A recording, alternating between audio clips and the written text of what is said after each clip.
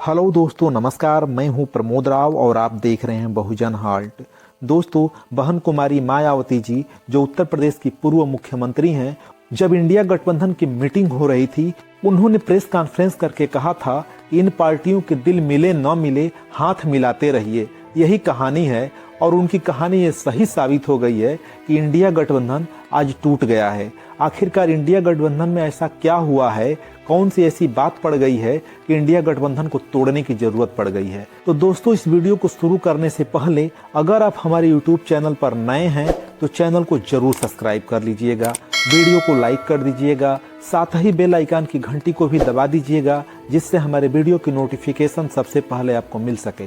तो दोस्तों, चलिए वीडियो को शुरू करते हैं और जानते हैं कि ऐसा क्या हो गया है कि इंडिया गठबंधन टूट की कगार पर पहुंच गया है। सम्मानित साथियों, एक बात तो माननी पड़ेगी कि बहुजन समाज पार्टी की राष्ट्रीय अध्यक्ष बहन कुमारी मायावती जी का राजनीति में कोई जवाब नहीं है।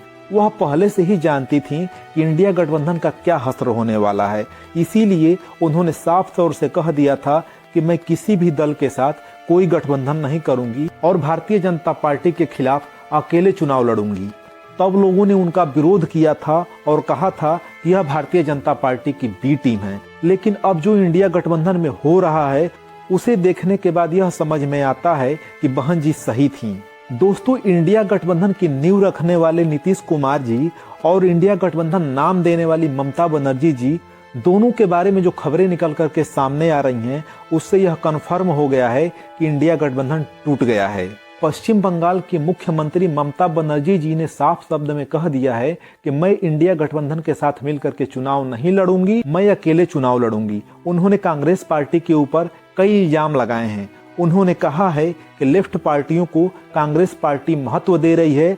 दोस्तों, आप लोगों की जानकारी के लिए बता दूं कि पश्चिम बंगाल में ममता बनर्जी जी की जो मुख्य विरोधी पार्टी है वह लेफ्ट पार्टी है, यानी कि सीपीएम है। और ममता बनर्जी जी के अनुसार जो कांग्रेस पार्टी पर इल्जाम लगा रही हैं, उनके कहने का मतलब ये है कि कांग्रेस पार्टी लेफ्ट को महत्व दे रही है और ममता बनर्जी जी को अपमानित कर रही है। ममता बनर्जी जी ने यह भी कहा है कि ऐसा लग रहा है कि कांग्रेस पार्टी की मुखिया लेफ्ट पार्टी है। ममता बनर्जी कांग्रेस पार्टी से बहुत ज्यादा नाराज थीं। उन्होंने कहा कि कांग्रेस पार्टी ने मेरे प्रस्ताव को ठुकरा दिया है, इसलिए मैं पश्चिम बंगाल में अकेले चुनाव लड़ूंगी।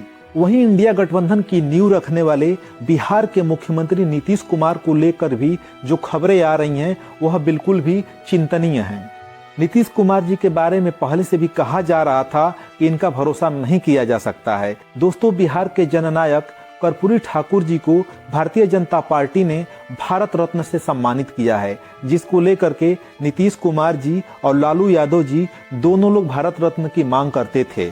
जैसे ही भारत सरकार ने कर्पूरी ठाकुर जी को भारत रत्न घोषित किया, वैसे ही नीतीश कुमार जी ने ट्वीट करके केंद्र सरकार को बधाई दिया और थोड़ी देर बाद ही उस ट्वीट को डिलीट करके उन्होंने दूसरा ट्वीट किया और उसमें माननीय प्रधानमंत्री नरेंद्र मोदी जी को बधाई दिया। एक बार एक ट्वीट करने के बाद उस ट्वीट को हटा करके दूसरा ट्वीट माननीय प्रधानमंत्री जी के लिए करने की वजह से यह संकेत आने लगा है कि ममता बनर्जी जी की तरह नीतीश कुमार भी बहुत जल्दी पलटी मार सकते हैं। क्योंकि बिहार के पूर्व मुख्यमंत्री जीतन राम मांझी जी ने कहा है 25 तारीख तक बिहार में खेला होने वाला है। उन्होंने ये नहीं बताया है कि क्या खेला होने वाला है, बस उन्होंने इतना कहा है कि खेला होने वाला है। साथ ही उन्होंने यह भी कहा है नीतीश कुमार जी को एनडीए गठबंधन यानी कि भारतीय जनता पार्टी अपने साथ लेगी तो मुझे कोई एतराज नहीं है। दोस्तों, आप लोगों की जानकारी के लिए बता दूं कि नीतीश कुमार जी पूर्व मुख्यमंत्री जीतन राम मांझी जी का आपसी संबंध ठीक नहीं है। फिर भी जीतन राम मांझी नीतीश कुमार जी को इंडिया गठबंधन में शामिल होने पर कोई एतराज नहीं कर रहे हैं। इससे भी यह साबित हो रहा है कि नीतीश कुमार जी बहुत जल्द ही पलटी मारने वाले हैं। उधर पंजाब और दिल्ली में आम आदमी पार्टी का कहना यह है कि हम यहाँ अकेले चुनाव लड़ेंगे। इन सभी परिस्थितियों को देख करके यही समझ में आ रहा है कि इंडिया गठबंधन पूरी तरीके से टूट चुका है। ऐसा इसलिए हो रहा है कि जब तक कांग्रेस पार्टी बहुजन नेताओं को महत्व नहीं देगी और त्याग की भावना नहीं रखेगी, गठबंधन कामयाब नहीं हो सकता है। एक तरफ कांग्रेस पार्टी की लुटिया खुद डूब रही है और उसके बावजूद भी कांग्रेस पार्टी को सबसे ज्यादा सीटें भी चाहिए, तो यह गठबंधन कैसे सफल हो सकता है। उत्तर प्रदेश जैसे बड़े राज्य में आयरन लेडी बहन कुमारी मायावती जी के होते हुए जिनके वोटर पूरे देश में हैं, फिर भी बहन कुमारी मायावती जी से कांग्रेस पार्टी आज तक कोई संपर्क नहीं की है, तो आप अंदाजा लगा सकते हैं कि कांग्रेस पार्टी खुद नहीं चाहती है कि भारतीय जनता पार्टी को हराया जाए, वरना कांग्रेस पार्टी को अब तक सभी बहुजन दलों से और देश के मुस्लिम समाज के नेताओं से संपर्क कर लेना चाहिए और इस गठबंधन को मजबूत करके लोकसभा 2024 में भारतीय जनता पार्टी को हराने के लिए आगे आना चाहिए।